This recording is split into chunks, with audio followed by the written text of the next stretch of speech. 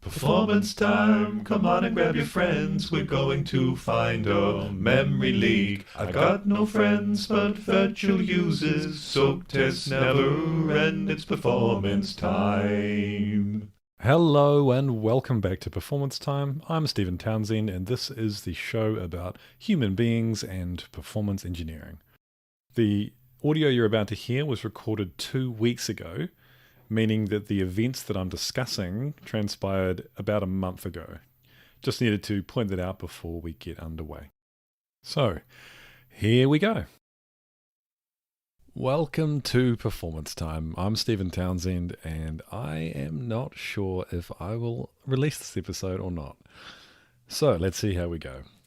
Bit of a warning, today I'm not talking about performance testing or engineering. Episodes 2 and 3, I talked about stress and anxiety in performance engineering.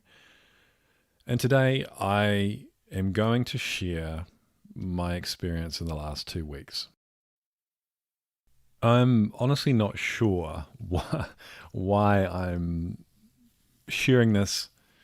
I guess I could say maybe if there is someone out there who goes through something similar or is going through something similar or does go through something similar in the future, it might be of a help to know that someone else has gone through the same thing.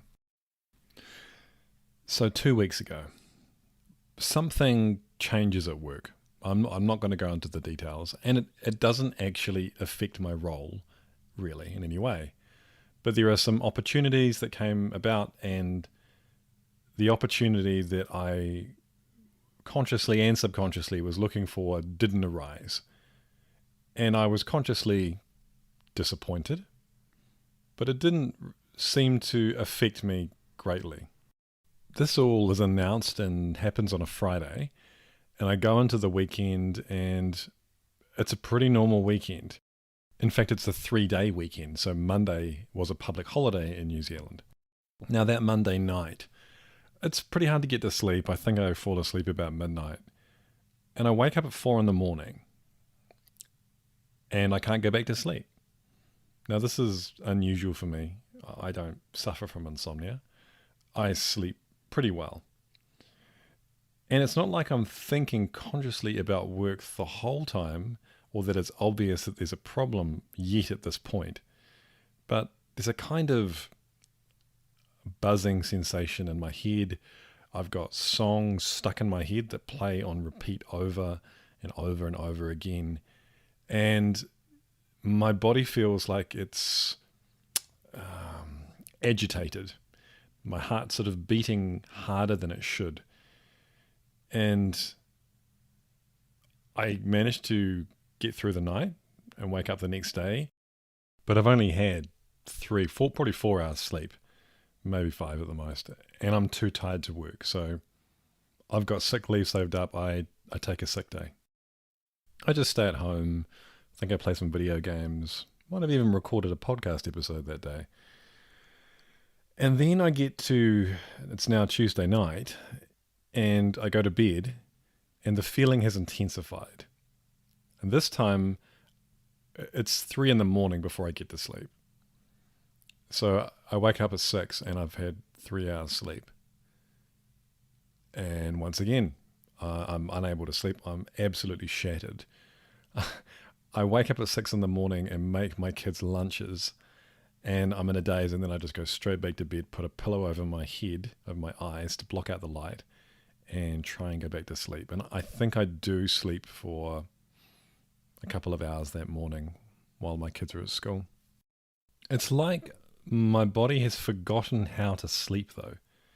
I lie there and I'm doing everything I can to control my mind, to focus on some imagery, to control my breathing, to get myself in the most physically relaxed place possible.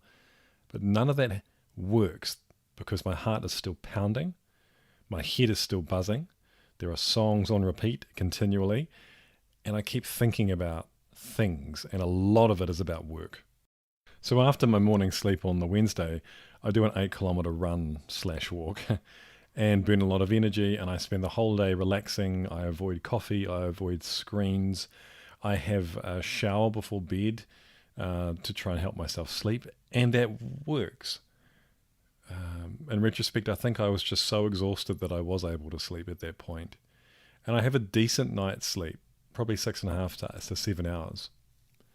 And I go to work on the Thursday, and I do work as usual, although I am quite distracted and unable to focus on much.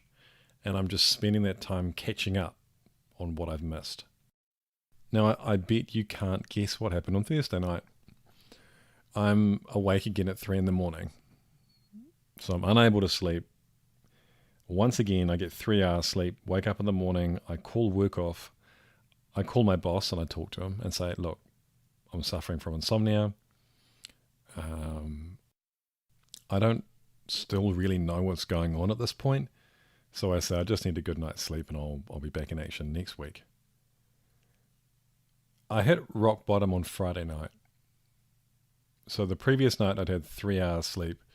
I was absolutely exhausted, just shattered. And I have a bath before bed on a Friday, and I go to bed at I think 9:30 because I'm so tired. And I just can't sleep. I think it was 11:30 at night. My wife and kids were all asleep. And I go into the living room and I just cry for half an hour or more by myself. Not because I'm sad, just because I'm broken. I just want to sleep so badly. And I'm so worked up about not being able to sleep. It's no longer about work or anything else. It's just about being able to sleep, or my inability to do that. So in New Zealand, we have this thing called Healthline, and you can call up and talk to a nurse about anything you're concerned about. And so I call Healthline because I don't know what else to do. And I explain the situation, and I'm crying on the phone with this nurse and going through the situation. And she says, look, if you're really stressed about this, you can go to an after hours doctor. They'll probably give you a sleeping pill. But she says, you know what, you're in a rhythm now of not sleeping. You really need to see a doctor. But she said, for tonight, just tell yourself, you know what, it doesn't matter whether I sleep or not. She suggested getting a book, actually a boring book, and trying to read it for as long as humanly possible until I can't keep my eyes open anymore, and then see what happens. And I did that, and I fell asleep at 1:30. So it kind of worked, and I got some sleep, I guess 5 hours sleep, 5 or 6 hours sleep. It was pretty good. I functioned pretty normally on the Saturday. I even go out at night with my wife, and we have a dinner with some other people. I drink quite a lot, and I, funnily enough, sleep okay because I'm quite drunk when I get home. But then Sunday night rolls along, and once again I'm still awake at 3 in the morning, and it's becoming a pattern. Luckily, I booked a doctor's appointment on the Friday. I called up on the Friday, and I had an appointment on Monday afternoon. So I take another day off work. I go to the doctor. I explain the situation, and it becomes clear to me for the first time really what's going on, that I'm suffering from anxiety. And I guess I've had anxiety before when in the general sense, I'm anxious about something. But I'm talking about continual, relentless anxiety, which is completely disrupting my life. And I get some sleeping pills, a short-term solution, and talk about my plans to change things at work and change things in my life, and to go and see a counselor, and how I'm going to get things back on track. And he's pretty happy with that approach. He asked me to take another couple of days off work as well, so I can give myself time to just sleep and not have to worry about waking up in the morning. And I do. And those 2 days are pretty good, and I start to calm down. On the Wednesday night before I go back to work on the Thursday, even with the sleeping pill, it takes me till midnight to get to sleep, but I do get enough to go to work. A couple of key things since then, I guess key moments which have helped me. One is that I talked to my boss. I was completely honest about what was going on and started to process the things at work which were causing anxiety. And to be clear, the problem isn't work. The problem is me and how I invest in situations and how I respond to things. Okay, so that was the recording from 2 weeks ago. So it's now been a month for me since all of this began. And what I realized over that time is that anxiety is something that I've lived with for quite a while, but it's never completely taken over my life until now.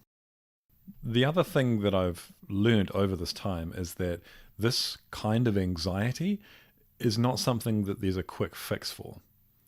There are patterns built up in my mind over years, decades, which I need to unpick and build new pathways for. There's a couple of ways that I've been trying to tackle that. The first one is I'm now doing, based on the advice of a friend, a weekly reflection journal. So what that is I pick a moment during each week which caused me anxiety or distress.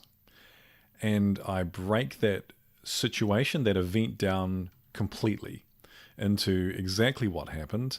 I think of the different people involved and their different perspectives, and then I problem solve around how could I have got a better outcome for myself and for others. I think this is a really good way for anyone who is a structured thinker to go about improving themselves and focusing on improving their mind. Another avenue that I've been going down is looking into mindfulness and meditation, which I have a huge amounts of resistance to. It's not something that I'm drawn to. It just doesn't feel very scientific to me when I think about it, but I'm giving it a go. I think there must be something to it, otherwise so many people wouldn't do it. And I'm using an app on my phone, which is called Waking Up by Sam Harris. And wow, the philosophical talks are way above my head, but I'm going through the practice and we'll see how I go with that one. I guess my biggest advice would be if you find yourself in a situation where anxiety is preventing you from working and from living your life, being with your family, then go and see a doctor. It made such a difference the moment I got some sleeping pills. I could get some sleep and get back into a normal rhythm. I actually wish that I'd sought help sooner, but I didn't really know what was happening to me. But hopefully, if you've listened to this, then you'll know the signs and know that something is going on. The other thing that I'm glad that I did is I spoke to my employer about what was going on. And I was pretty clear in my mind about something I wanted to happen, which is I wanted the scope of the work that I was responsible for to be reduced for a while. And I asked for that, and that's what's happened. And honestly, I need that right now. If I had tried to continue doing as much as I was before, things would probably turn out pretty bad. I've got almost 30 years left in my working life. It's a marathon, not a sprint. I read a fascinating article about how important slack is in the workplace. Slack being time that each person is not allocated to anything. This time is incredibly important. If you don't have enough slack, then you have no capacity to respond to the unexpected. If you don't have enough slack, then you don't have the mental space to look around you, to understand what you're doing, what your team is doing, what's happening in the organization, and how things could be improved. So it's important that you value your slack time at work and protect it, because organizations these days tend to focus completely on efficiency and making sure every minute that you're at work that you're trying to achieve some kind of deliverable. But that ultimately is not effective. It's efficient in terms of you're doing stuff towards a thing all the time, but you're not actually effectively driving your organization to better outcomes. The last thing I found really helpful was I sat down for an entire morning and wrote down every responsibility or initiative or piece of work that I was currently involved in or was signed up to do in the future. One of my colleagues then helped me break that down into different categories, such as, was this thing that I was responsible for a one-off task, or was it an ongoing job that I needed to always keep an eye on? Was it the kind of work that you needed to be a senior technical expert to advise and provide guidance on? Or was it a hands-on engineering job? Or was it another kind of work which you don't need a performance engineer for? Maybe it's a coordination or administration type of job. This was extremely helpful for me because it helped me understand that there were things that I was doing which somebody else could just as easily do. And also it helped me understand what is the work that I was doing which was really important to the organization and which work was not so important and maybe I could deprioritize. That's all from this episode of Performance Time. I know it's been a wild ride and not my usual kind of episode, but I thought it was important that I covered this and share this experience because it's been such a big part of my life. And to be really clear, this is going to be something that I have to work on for years to come. But to me, that's not a daunting prospect. I'm excited about how I can improve, how much more I can enjoy and relax in my work and find ease and probably achieve a lot more. And the last thing, if you are suffering from anxiety to the point that it is impacting your life significantly, please talk to somebody about it. And if you want to reach out to me, you can find me on LinkedIn or on Twitter at the handle @PerfTestNZ. Thanks again, and I'll see you next time on Performance Time.